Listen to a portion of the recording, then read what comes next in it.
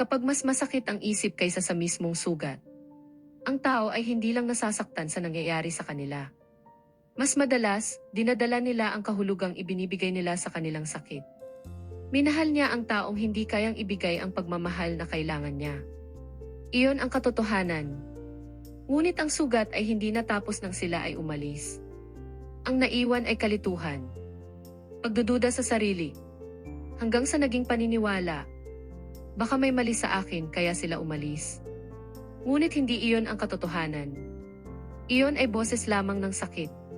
Hindi nagsisimula ang paghilom kapag bumalik sila.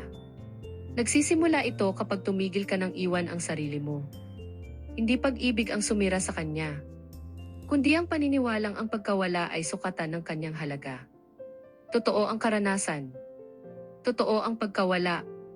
Ngunit lumalalim ang sugat kapag ang karanasan ay nagiging hatol laban sa sarili. Isang araw magigising ka at hindi na ito kasing sakit ng dati.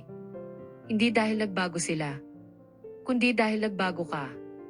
At sa wakas pipiliin mo ang sarili mo.